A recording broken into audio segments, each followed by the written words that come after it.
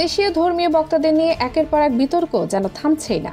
আবু তহা আদনানের পর এবার আলোচনার কেন্দ্রে আরেক মুফতি মামুনুর রশিদ কাশেমি। তাকে নিয়ে ফেসবুকে মুখ খুলেছেন তামান্না খাতুন নামের এক নারী, যিনি নিজেকে ওই আলেমের তৃতীয় স্ত্রী হিসেবে দাবি করেছেন। তামান্নার অভিযোগ, এই আলেম শুধু ধর্ম নয়, ধর্মের নামে কন্ট্রাক্ট ম্যারেজের ব্যবসা চালাচ্ছেন আইডিয়াল ম্যারেজ ব্যুরো নামের একটি প্ল্যাটফর্মের মাধ্যমে। এই ব্যুরোটি নাকি দাবি করে শরিয়া ভিত্তিক আদর্শ বিবাহের সুযোগ দেবে, একাকী নারী পুরুষদের হালাল পথে সংসার গড়তে সাহায্য করবে। কিন্তু অভিযোগ বলছে আসলে এর আড়ালে চলছে স্বল্পমেয়াদী কন্ট্রাক্ট ম্যারেজের ব্যবসা।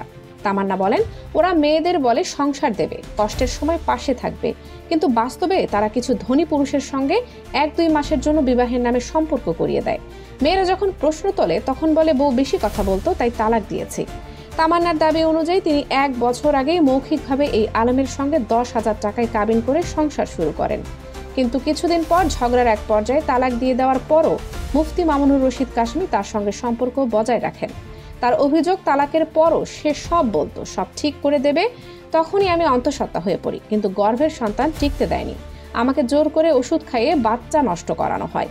এরপর নাকি মুফতি কাশেমি কুষ্টিয়ায় গিয়ে মাত্র 13 বছরের এক কিশোরীকে বিয়ে করেন, যা এখনো প্রকাশ করেননি অনলাইনে।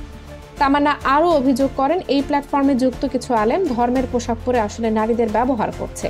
কেউ প্রতিবাদ করলে ভয় দেখায়, মামলা করে, এমনকি হুমকিও দেয়। তার দাবি, তিনি ইতোমধ্যে 14 অক্টোবর 2025 তারিখে কাশেমির বিরুদ্ধে মামলা করেছেন এবং আইনি লড়াই চালিয়ে যাচ্ছেন। এই ঘটনার পর অনেকেই প্রশ্ন তুলছেন, ধর্মীয় প্রচারণার আড়ালে আইডিয়াল ম্যারেজ ব্যুরোর মতো প্ল্যাটফর্মগুলো কি আসলেই শরিয়া নামের একটি লাভজনক কন্ট্রাক্ট ম্যারেজ সিন্ডিকেট চালাচ্ছে? নারীদের আবেগ ও ধর্মীয় বিশ্বাসকে কাজে লাগিয়ে শরিয়া বিয়ের আড়ালে কি গড়ে উঠছে নতুন এক সামাজিক প্রতারণার বাজার? সামাজিক মাধ্যমে ইতিমধ্যে তামান্নার পোস্ট ঘুরছে ভাইরাল হয়ে। অনেকে তাকে সমর্থন দিচ্ছেন, আবার কেউ কেউ পুরো বিষয়টির সত্যতা যাচাইয়ের দাবি তুলছেন।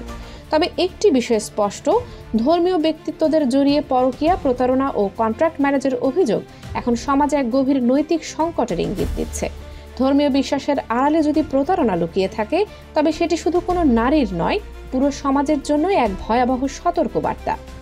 এমন পরিস্থিতিতে আইন প্রয়োগকারী সংস্থা ও ধর্মীয় নেতাদের উচিত আইডিয়াল ম্যারেজ ব্যুরোর মতো প্রতিষ্ঠানগুলোকে খতিয়ে দেখা, যাতে আর কেউ শরিয়ার নামে প্রতারণার শিকার না হয়। Kaniz Fatema Soma, desk news, 0 TV.